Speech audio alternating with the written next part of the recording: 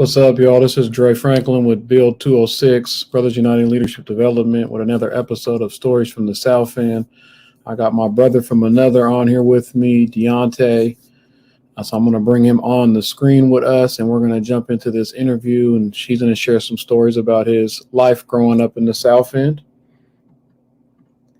Absolutely.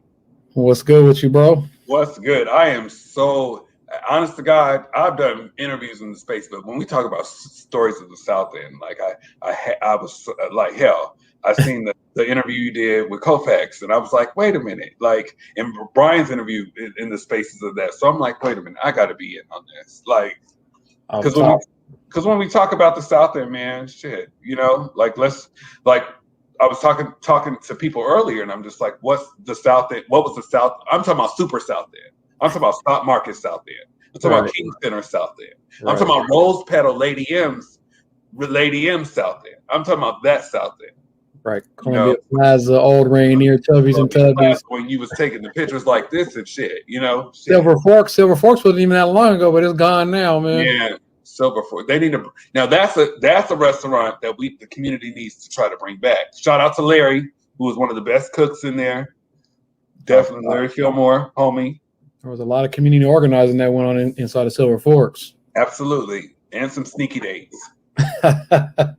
Some sneaky dates and some other stuff probably too. So we're gonna leave that for another time. But let's jump in. So we can kick it off with you. You can share a little bit about yourself with folks. Just, for folks that don't know, you can share whatever you want to share. So I'm going to provide you some space to kind of give a little bit of history about who you are. Yeah. Well, I'm Deontay Damper. I'm super South End. It's like I'm from the South End area of Seattle. I wear many hats in community now, where I'm the chair of Black Lives Matter Seattle King County. I'm the co-chair for the LGBTQ Commission's office for the mayor's office for the city of Seattle. I'm also the vice president of WA Therapy Fund, which works really heavily in engaging community with Black therapists and getting Black therapists more money, because basically Black therapists make 16% less than their white counterparts, and we want to make sure that we fund people in that space. So those are the many hats that I wear. And I'm still a member of New Hope Baptist Church. But when it really all comes down to it, when I say the South End raised me, I mean that, and that's no shade towards. I was born. My first place where I lived as a baby was on Alder, but I came out here in the South End. So Columbia City, Rainier Beach area, that's Skyway. That's all me. And you still live in the South End, right? Still live here, Columbia City. I ain't gonna say where I live.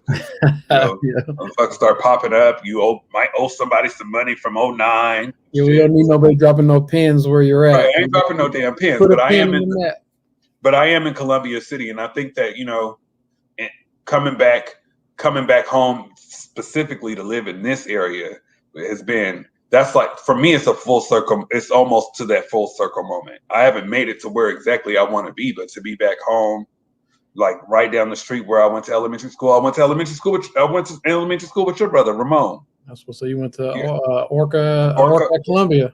Orca at Columbia. And see, Ramon ain't gonna tell nobody this, but he used to be a dancer. We got some old videos of him doing the Running Man to Eric Clapton, but we ain't gonna talk about that. I believe it. And that was before before Columbia Plaza was there. Yep, way before, and still was that school was extremely what everyone's doing in the spaces of like education and being inclusive to not just racial spaces, but inclusive to LGBTQ. That was such a great school to go to during that time, and everybody from the hood. Shout out to Leonetta. She was my first. That was my first ever bodyguard in the space. Her and Trey Lamont. So shout out to those brothers and sisters. So yeah, Lily. I seen her at CD Panthers football practice. And it's all love. At the end of the day, we're all trying to build up everybody. At this point in the game. But I was like, man, Lily, I thought you was from the South, and she was like, I am, cuz. I was like, the thing about it is you can't even play with her like that because it's real. Like my son's playing for CD Panthers, but that's somebody now I can't wait for that interview when that comes. because hers. Yeah, I'm gonna start tapping in. I hear you. I'm gonna need your help getting people up on this joint so we can really get it popping. Absolutely. But thinking back as a kid, what we want to kind of go back into, into our innocence, right? Before some of the stuff that we got involved in and decisions that we made and so on and so forth. But as a kid, what did you want to be, when you grew up? What did I want to be? I mean, I honestly can say there was two things that I wanted to be, right? I think I wanted, well, one, I really wanted to be like a reporter. I wanted to be a reporter. I remember doing a project like in the 5th grade, and I was like, that's what I want to do. I want to be like and not really like a reporter. I wanted to be like a talk show host. That's the shit that I wanted to. I wanted to be like Montel Williams and Oprah. That's what I wanted to be. And I think also like hell, and then there was a point in time where I did want to do like acting back in the day. So I was really in little bit in the middle school and elementary school. I was really into performative arts. So I used to do ballet. I did ballet with Pacific Northwest Ballet when I was in the 3rd grade. And when there were shows for the Paramount that had like Broadway shows that would come here, they would scout out young youth. So I did a couple of those during that space, and I was doing a lot of those different plays, just mainly just ensemble stuff. But that was really, those are the two things that I can think of that I wanted to be. Those things changed once I got into high school, though, a lot.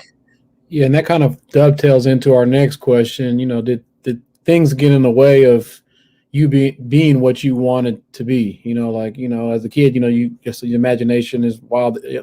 Opportunities are limitless, right? So I guess creating some space. Did things get in the way? And then if yes, what was that? Hell yeah, things got in the way, right? So when you look at it, right, and people have to understand this, like, yeah, I'm from the Southend area of Seattle. And yeah, I have my culture here. I have my community here. But when it came down to that, I also was dealing with orientation spaces, right? So I am an openly gay man. And I wasn't open at that time as if people didn't know, but I'm quite sure that they did. But I couldn't be myself in the South End. So then I would have to go. So then I go to spaces like Capitol Hill, and it'd be like they would affirm in the space of LGBTQ, and there'll be like I could sneak into the clubs at 16. Shout out to Hilra.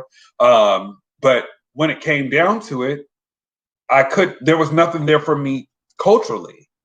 So the thing that got into the way was I just really didn't know where I fit in at.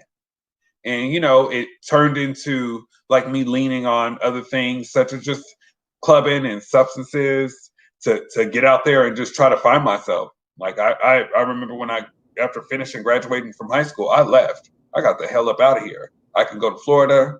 There's my community out there. I could be myself. I can create a new narrative for myself, but still not feeling like I can fit. I think I went through years of trying to like figure out who I was, because I also was a codependent person. A lot of people that won't admit that because they think of it as a sign of weakness. But for me, I advocated for everybody in my space, but I really cared about what people thought about me. I really wanted to fit in. It didn't matter if you was gangster. It didn't matter if you or if you was a radio host, or it didn't matter what it was. Like I found myself just being dependent on what people thought about me. And I always kind of was in this big search of like finding out what that looked like for years. So, and at some level, we all, socialize. We all, that's why social media is so big. We care about what people think about us, and especially kids. That definitely is impactful for kids. So I think if you were able to transition into a point where you're more comfortable being who you are, which you should be able to be who you are and safe wherever you're at, right? It's being able to use those stories and the tools that you gain to help others navigate that. And so you kind of tiptoed into it a little bit, maybe some, a little bit getting in the traffic, getting in the mix, getting into trouble, doing things that you. And I'm talking about traffic in the mix. Yeah. So in the mix. Yeah. So when did you start getting in the mix? When you start getting in the traffic? Oh shit. I would definitely have to, if I can think of, if people really know, like my last couple of years of high school, if y'all want to know like my favorite CDs at that time, it was a Twister Kamikaze, the Genie of the Lamp album by Mac Dre, and the Element of Surprise album by E40. And honestly, I got into that space, and what I mean by that, like hell, I started really just leaning into the spaces of traffic like around like senior year specifically. Started popping more ecstasy pills to kind of try to I think it was more so of just this movement that was going on in the spaces of community because everybody was doing it. So I started doing it too. And not really even realizing that I'm not grounding myself. I'm not taking accountability for me to try to get control of myself. So leaning on those substances really had me all over the place. And I just named those CDs because when I think about, when you think, I know you know those albums, but either way, like, sometimes we don't admit, like, what we do admit, but I admit during that space, I was very comfortable with being distracted, like very complacent in that. So. Yeah, and you touched on it a little bit on some of the reasons why, trying to fit in, socialization, the music that you were consuming, the stuff that, was around you. Those CDs aren't to blame, but I'm just saying. But that's part of, what we take in, right? Especially if we're not comfortable in who we are and we're susceptible, and that's, it's a deeper conversation, which I don't think we're going to have time to get into. But, when you strip people of their history, it's easy to replace it with something new, right? You know what I'm saying? So, and those messages are easier. They can take deeper root than they would in other communities, because other communities consume the same stuff that we do, but it doesn't take as much root. They don't end up living the lyrics like we do, Right, absolutely. And so, thinking about that, you talked about it, a little bit, but like, what made you kind of want to get into traffic? Like what you talked, like I said, the music, you talked about the socialization around the friends and stuff like that. But I think what made me just get into it mainly is just because, like, hell, I was dealing with identity issues. Like, hell, when you're a codependent person, you're leaning on everything else besides yourself. So I think spending those years of like it was also a coping mechanism, just leaning on that. And choosing distraction. I think that sometimes people don't even we don't admit distraction is an option too in between there. Like when you don't make a decision on following through with family and schoolwork. Because I mean, hell, I graduated like by the I did a lot of night school. I did do pretty good my junior year, but when it all came down to it, I finished good in school, but at the same time, I was still distracted, and I chose distraction a lot. Right. So what could have stopped you from getting in the mix or getting in the traffic? What do you, just thinking back, like what types of supports or things could have helped you not have to be in a situation where you had to struggle with, or be codependent or struggle with, with those types of things? I wouldn't necessarily say like things needed. I think more so it just really just took a time. When we look at the Black community, when we look at our community now, we are just now starting to get into the space of like, oh, okay, well, we are now affirming in the space of being inclusive to LGBTQ folks. The only organization that ever did that back then was POCAN, and that is it. If you can name me another one, I'll pay you $100. But there were no spaces available for people that look like me. Always felt like I had to go find another space. So I think it was more so of the affirming. There wasn't enough affirming for, I think, a little bit of both, right? Finding yourself jumping on white narratives as a person that's LGBTQ has been something that has been it's still happening in our community, So I say it's more so in the space of like, I didn't feel comfortable in my community because who the hell affirmed? Back then, nobody was playing that stuff, I have friends now that have reached out to me like, I didn't know, like, I treated you that way, or if I treated you that way, I apologize. And that shit means a lot in the spaces because that shit took time. Like, we went through a phase where it just wasn't cool, or whatever the hell that meant, And I think this is critical at all times, right? But especially with intersectionality within our community, when we're having conversations around public safety and what makes people feel safe, we need to make sure that we're giving everybody a voice to make sure that those things are happening. Like you said, we are in a better place in a lot of areas, but there's also always room to grow and improve. Right.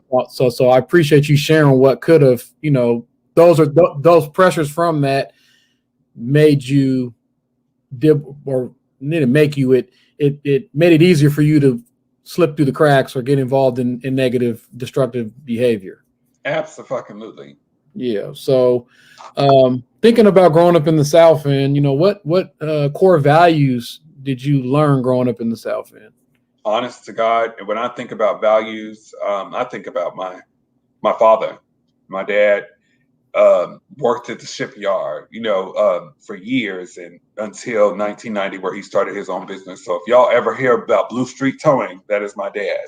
Stayed relentless, opened up his own shops. When Saturday mornings, when we were at home from school, or when we were ever home from school, even when we were sick, we were getting in the car with him as he took us on his toes. He remained relentless. When he had to go do door unlocks, he brought us with him in the spaces and teaching us finding your own lane. I wish I would have leaned more on that understanding instead of rebelling from that space. But my father taught me how to be relentless and always learn how to create your own lane. I didn't know Damper was your dad. Yeah. Man, I was on the auctions. I bought tow trucks and stuff, kind of modeling what it was. But I mean, if anybody's really from the South and they done got a tow from Blue Street Towing, you're right. You got a tow from. I might have this number still in my phone. Yeah, I'm quite sure. I'm quite sure. Still the same. But the thing about it is building those relationships. And my dad was really heavy on being a part of community. When he used to go do his commercials for the Z Twins, which are still on now, right? He would take me there, meeting Frank P. Barrow, and just teaching me how he's hustling in the spaces for his own space. Being in the Emoja Fest with my dad with his tow truck in the space. This is before and this is no offense towards not Emoja Fest, the Black Festival at that time, right? Yeah. So now in the spaces it's community organizations, but no, it was Black owned businesses that were walking in that space. How proud do you think that it helped me look up to my dad and just really just embrace the fact of that's what leadership looks like. It also, not just him, but I also got to thank my cousins. I got 3 cousins that were pretty good in fucking football in high school. And they always just made sure I never was, how can I put it? Wasn't never going to be no crying in our space. When it came down to it, I could never say can't with my cousins. Shout out to Damon, Komar, and Galen. I love them to death, but they always pushed me to try to be the best that I could be. Now, sports wasn't my damn thing, but they tried. I got to give some credit in that space. But I learned a lot. I learned a lot from them. You know what I mean? For sure. So, have you been locked up before? Oh, yes. And couple times. Did that change you? Absolutely. I went through a space where I allegedly committed a battery, and they put me on probation for it, and I was still just cutting up and doing extra stuff, and I ended up violating my probation, and they gave me 24 months in prison. So I wasn't, and this ain't no Seattle prison. I was down in the Florida camp. So if people look at the movie Life, you know how they're working on the side of the road. They don't have a strong Parks and Rec there. The prison, the people that are in prison are the Parks and Rec. So I had to do that. I did 17 out of 24 months. And before that, I did 6 months out of 12 at that same road prison. So I did that for about a year. Well, not a year, excuse me. I did 17 months off of that. And after that it changed me because it had me start to say to myself, hey, Florida ain't shit. Florida ain't shit when it comes. Like, one, Florida ain't shit. Like, this shit in Seattle would have probably got me probation in this space, but no, they really want to take me to prison here. So So this really slavery right yeah, there. this is real. This is real. This is turning into odds real quick. Like, what the fuck is Because life was set way back in the day. So it's yeah, like, that's it's crazy. real shit. And they see me with a weed whacker. They had my ass in the laundry room for like 17 months at that point. But after I think I got out of there September 2011. And then I moved back home with my dad, And, within that space, that it changed me because it was like, I can't be out here. I used to professional borrow in stores often, borrow from one store, take to return to another, get the credit, do all that stuff. And at the end of the day, it just helped me just get a little bit more responsible. Found a job working at GameWorks, and then it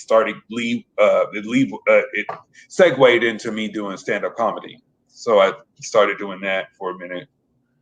And so was it the penalty? Like, what made you change? Just like elaborate on that a little bit. Like what, was it like, I can't do this, or is it, like, what was it? Honest to God, the worst thing about prison is just the time. I'm missing out on so much. I lost so many friends when I was locked up. I felt like I missed out on so much time. Just that getting taken away. Building relationships with family members. I really I lost a lot of family members during that space, and on the verge of getting out, it was more so like engaging. When I was always in trouble, I never reached out to my dad because I didn't want to like be like that disappointment or all that shit. So like me reaching out to him was pretty much the change that happened, because like my dad is a person that will give you advice when you ask for it, right? But at that moment, being grown, getting ready to hit on, I think 26 or something, he was like, yeah, you got to get it together. You can come stay with me in this space. And thank God that happened, because everything just started aligning for me in this space once I moved back. And you talked about it a little bit about your friends and family and stuff like that. So the next question is like, how did you go into jail? Because we know the impact isn't only on the person who goes, it's the impacts on the community at large. So like, how did that impact folks around you? I think it was really, really hard because I don't think I was really being very clear with some of my friends, especially in the town in Seattle, about like the things that I was doing. So I think that really hurt a lot of people because I wasn't being transparent about what was happening, and a lot of friends cut me off because I was just doing too much. Family still stayed there. Family still stayed resilient in the space. I want to say it affected a lot. I think it was more so people just being disappointed in their mess, and I would more so say I think the most hurtful, the person that I think I hurt the most in that space had to be my mama, because it was just a lot for her. My mother and my twin brother, who is very, very much not very emotional person, but just me putting myself into those spaces. Some people, and I know there's some people in the spaces that might come on this show, like some people didn't have the option. I had a choice. And I can admit in that space I was just making the wrong decisions. That's real. Yeah, sometimes we only focus on the person that's being penalized, right? Or whatever, but there's other impacts, especially when people have kids, or who's taking care of those kids, or grandma, mom, like people are picking up the weight, or even in relationships, how does it impact your relationships and stuff like that. So just we want to uplift that question, because we know it impacts the community as a whole. It's not just about the person.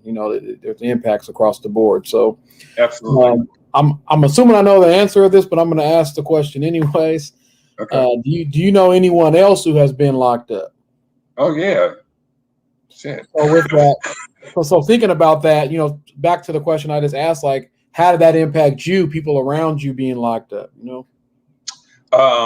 Like back then, it impacted me a lot, because I think a lot of I had a friend like fresh out of high school get 25 years for a shooting that they did, and that was a lot because they grew up like me. They had a choice, and they like I wouldn't want to say they made the wrong decision. They were defending themselves. So, but it was a lot. I had a couple of friends. I won't name drop them, but that got locked up. And the only thing that I thought to myself in those spaces, and even still now, making sure that I show up for them, whether it's like visiting them. It's not even the fact of what you send to them. They got babies out here. You should be showing up for their birthday parties, or seeing if the baby mama or baby daddy need anything, or grandma, if their grandma needs anything in the space. So I want to say it affected. There was no.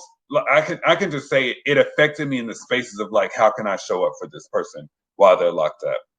Now, I don't think I did a good job when coming of age in the space. I had some friends that got locked up, and I wasn't being the best of friend at the time. I think I was just trying to live my best life, and I've definitely atoned for that, because life happens. And I think that apologizing to some of those people that I had some friends that I just didn't. I fucked up in the space. Yeah, and sometimes it's hard to know what to do or how to do or whatever when you're dealing with that situation. There's no blueprint. So, Right. But I think it is always good to be able to be reflective and, try to make amends, what do you think could be done, or, thinking about like some of the stuff that we talked about, like what can we do to help this generation and the next generation stay out the mix, stay out of traffic, stop from making some of the decisions that we've made, I think that one of the things about it is to be visible. And what I mean by that is like create pathways. It's not just about, I think one of the calls to actions for me to Black community leaders in the space is like, why the fuck does it have to always be us rallying together when we're shot by police?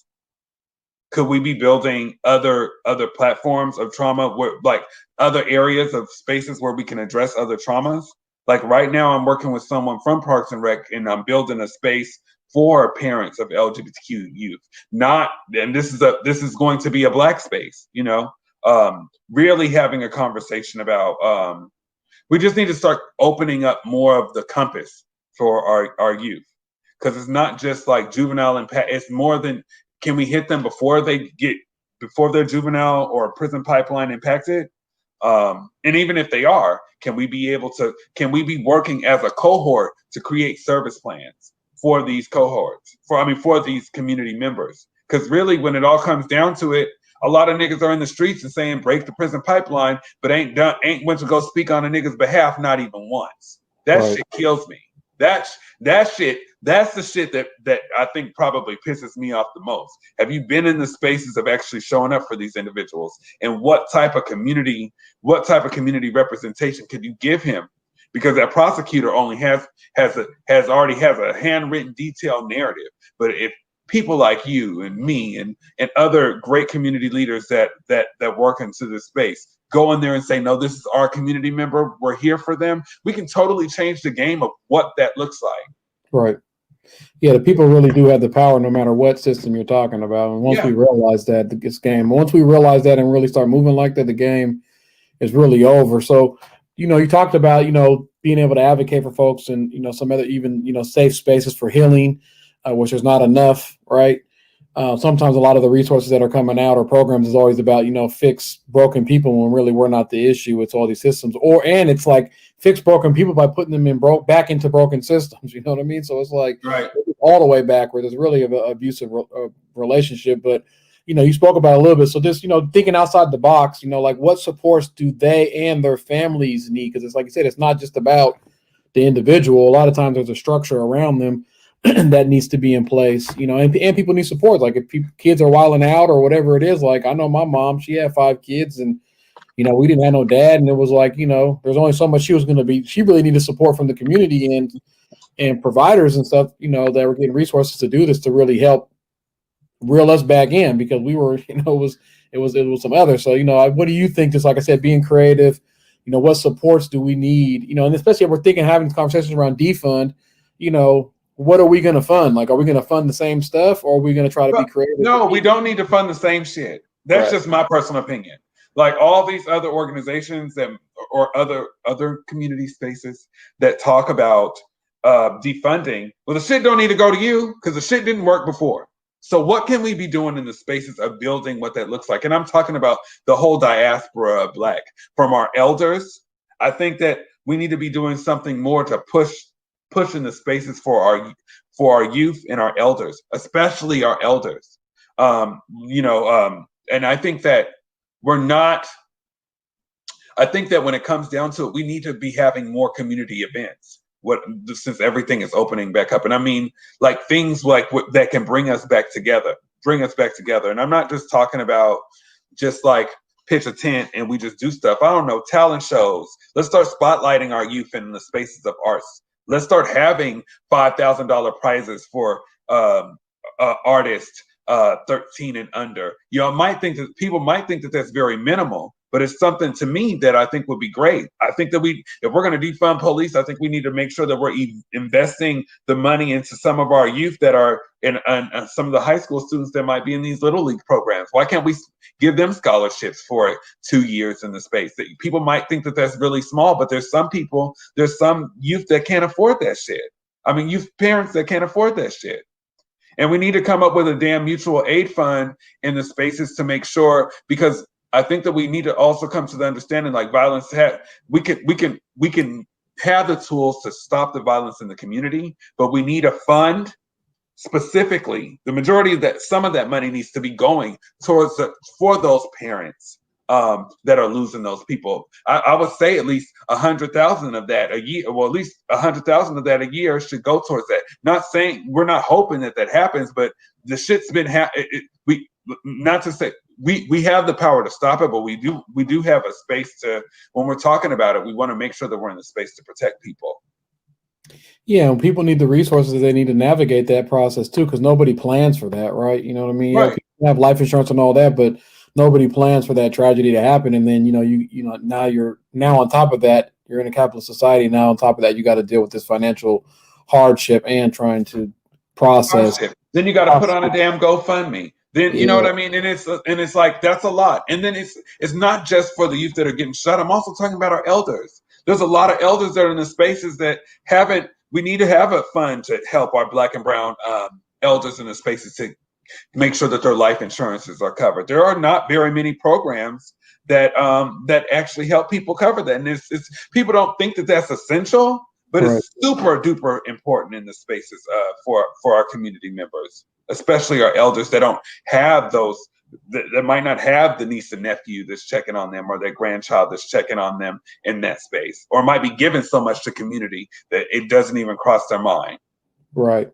That is essential, even building generational wealth, to make sure that you're not leaving debt, you're actually leaving things behind, or at a minimum, whatever you owe is covered, at that time. So instead of, people trying to figure it out. So I appreciate that, the thought process, and also just being open. And I think that's what we got to be, is we got to be creative, get back to our childhood thinking, and get outside of, trying to reform or plug into things that really haven't moved the needle. The same shit that gives us the trauma, the same shit that they're like, well, we made another grant for you niggas. And here you go. It's about school to prison pipeline, just like how you said. Oh, it's about police accountability in the or youth in between this age. And we might give you guys housing. It just gives you first and deposit. Right. But all that shit is not. That shit's really performative. Right. Let's be innovative. I would love to use some of that money to fund the Black organizations that have had issues with affirming for LGBTQ, because I don't want my Black brothers and sisters and non-binary folks to be going to Capitol Hill to ask for those resources. Right. To jump on that white narrative, to feel like they need to attack the other Black and brown brothers and sisters in the community, because when it all comes down to it, we can be working all together in this space. Right. We have to, actually. Yeah. We really want to be effective. And that's what I'm saying. We got to be able to have space for everybody to show up who they are and work together. Now, everybody doesn't have to rock together, but we need to have a crosscut. If you're not rocking with all different aspects of the community, then you're not really doing real community work, in my opinion. Yeah, absolutely. So transitioning a little bit, which is not really a transition, is, thinking about as a kid, and even now, like, what goals do you have now? And like, what are things that you're interested in doing now? I mean, man, I think that one of the things about it is my goals are limitless, especially when it comes to community advocacy. I just put in a form my business form to get my business license this week. So I'm officially starting my own program, and I'm not going to jumpstart it for another year or so, but I just wanted to make sure I did it. And it's called Brother, which is an acronym for Blacks Recovering, Overcoming Trauma, Health, and Awareness. Want to start honing down on health disparities, the prison pipeline, community advocacy. I already do this stuff, but I think it's just like really starting to build those type of programs so they can get approved for like when things are court ordered, for a brother to be a part of that. And that's like mentoring. That could be in so many different spaces. I think a lot of community members only look at one leg, but some people that are dealing with addiction also might need housing, also might need job placement, also might need mentorship. So that's one of the things that I'm thinking about in the spaces of the future. And I think the other thing about it is just figuring out, I still want to continue just to work in the spaces with community members. I mean, that shit always change. Like I've been doing things when it comes to for addiction, health disparities, LGBTQ affirming in the space, the prison pipeline, and literally, and right now I'm doing things in the spaces of advocating for young youth through foster care. And like the thing about it is, I just want to continue to be limitless until the day I die. So what support do you feel you need to reach your goals? And I'm also going to take you back to the childhood stuff. Like you said, you wanted to be a show host. You said you want to do performing arts, stuff like that. Like, let's re-spark some of those things and see, what type of supports do you need, just to think about, even what you're talking about, like starting up your business and, trying to provide services or put services in place to stand up to support community. Like what support do you need in making that happen?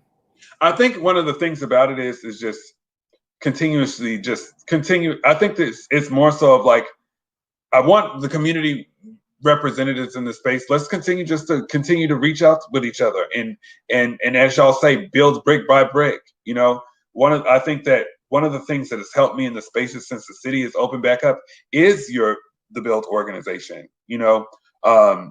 We have these talks on throughout the week, and it's more so of just like, where are you at?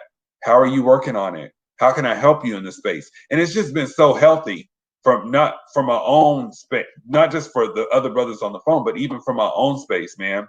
And the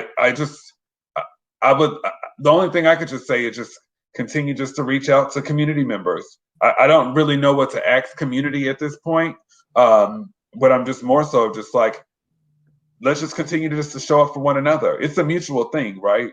So if that answers your question, I'm sorry. Yeah, it did. And that's what I mean, sometimes it's the simple things is, hey, how are you doing? How was your week?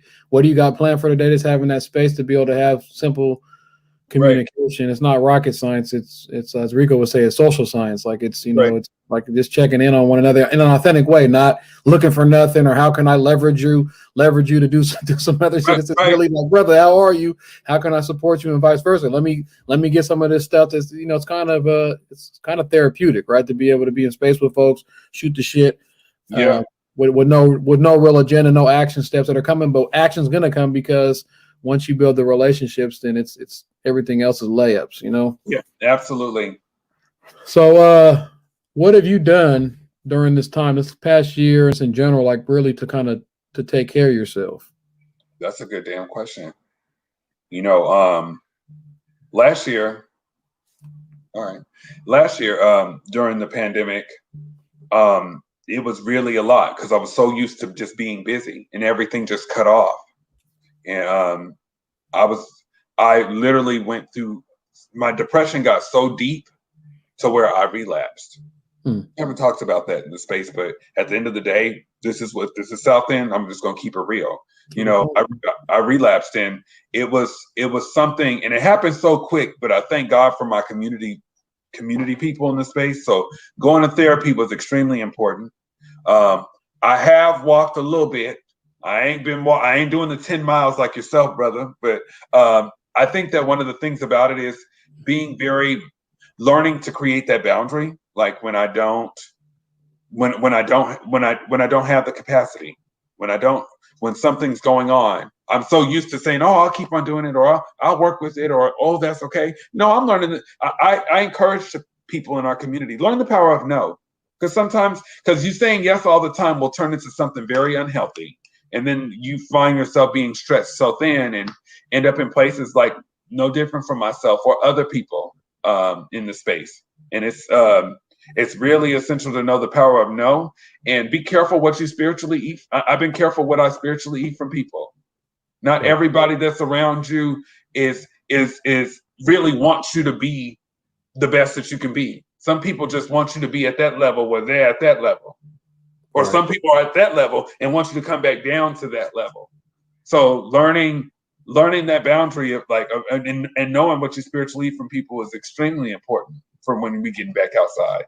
So that's real. And I appreciate your transparency on what you've been through, and just know that there's no ups without downs, right? There's no good without bad. So it's all part of life. So I appreciate your transparency, because like sometimes we want to front like not like everything's all good and all gravy, right? Absolutely. I think like doing the stuff with like the NAACP, the other organizations like the NAACP, and you see all these things, that the accolades and all this stuff. The minute I relapsed, I thought to myself, like, oh my God, what is people going to think about me? Oh shit, I gotta quit. Oh, I don't know what I'm going to do. How bad is this? Fuck that. Fall 7 times, stand up 8. Right. My story I will continue to have ups and downs, because that's what life is all about. If you are just living just a straight and narrow life, then you ain't living. And at the end of the day, I will always be a person living with HIV. I will always be a person, a part of the LGBTQ community, and I will always be a person that's in recovery.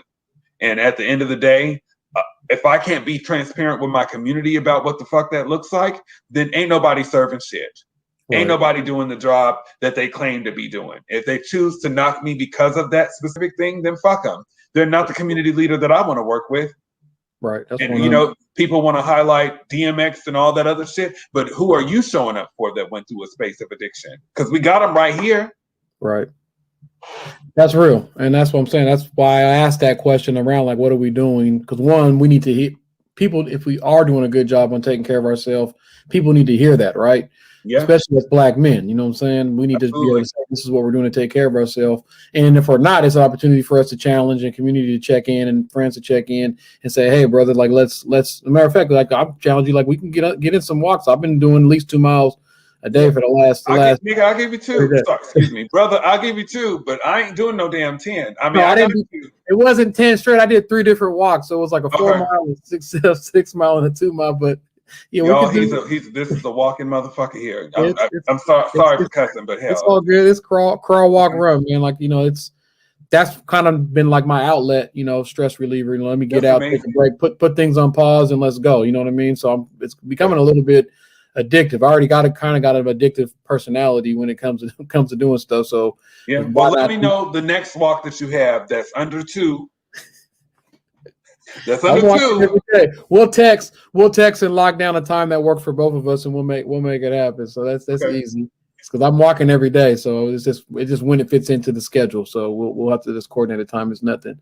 So the last question I have is not really a question for you. I try to be equitable. I've been kind of controlling the conversation. So really the last question is, do you have any questions for me? Yes. What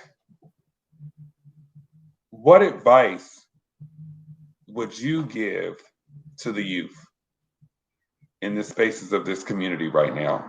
What call to action would you give to the youth? Understand the power that youth have. I mean, any movement that was really anything has always, the fuel, the fuel for the fire has always been young folks, from the civil rights movement to the Black Lives Matter movement to anything else. It's really like this, understanding the power that they really have, understand that those teachers in the schools work for you, all these service providers, all these different people that say that they're doing this, that they actually work for you. They're your employee, so really understanding that and holding them accountable and asserting yourself. It'll be uncomfortable a little bit because there's a power and control dynamic because it's an adult or authority figure. But at the end of the day, if all kids decide they weren't going to school, guess what? Some things would change. You know what I mean? So that's what I would say is really understanding the power that you have, you know, and, you know, don't get caught up in the moment because, you know, there's chapters for everything. I know sometimes people really get, like you talked about a little bit, like worried about what people think about you. But, you know, a lot of times those chapters are very short and your life is, you know, hopefully long and fruitful, you know, and that chapter may not be there. You may not be reading the same chapter 5, 10 years from now, you know, so those people that you're worried about, you know, concerned about, probably aren't going to be around you in 5, 10 years from now. And then if you continue doing things to impress them, you may end up in a place or in situations that you don't want to be. And then a lot of times they're really going to be MIA in those types of situations. You know, I always say, you know, or E40 said, when you're up, everybody's around. When you're down, no one can be found. You know what I'm saying? That's a real bar. So really that, you know, just making sure that, you know, you're making decisions. You're hanging around people who you want to be, really reflecting that you're making moves, which is hard when you're a kid. When you're an adolescent, even as an adult, sometimes it's hard to be like, am I really who I want to be? Am I really making moves? Is this really what I want to do? But really, the power. I think I would really, you know, encourage them to assert the power that they really have and understand that there's a lot of things moving around that's really about them. You know what I mean? Mm-hmm. It's really people have jobs because of kids and youth. Yeah. But really asserting that. So that would be my, you know, free game to them if it was game. Yeah, that was game. So we're going to wrap this up. I appreciate you, brother, for making time to coming on here and sharing your stories. Looking forward to continue to do community work with you. And like I said, if you want to be a host of a show, let me know and we can make it happen, man, for sure. Absolutely. So I appreciate you. Thank you very much for having me. All right, bro. Peace. All right. Once again, that's the episode of Stories from the South End, Brothers Uniting Leadership Development. We're trying to create opportunities for people to have voices out here and definitely want to highlight amazing folks that grew up in the South End of Seattle, Super South End. So until next time, all right, peace.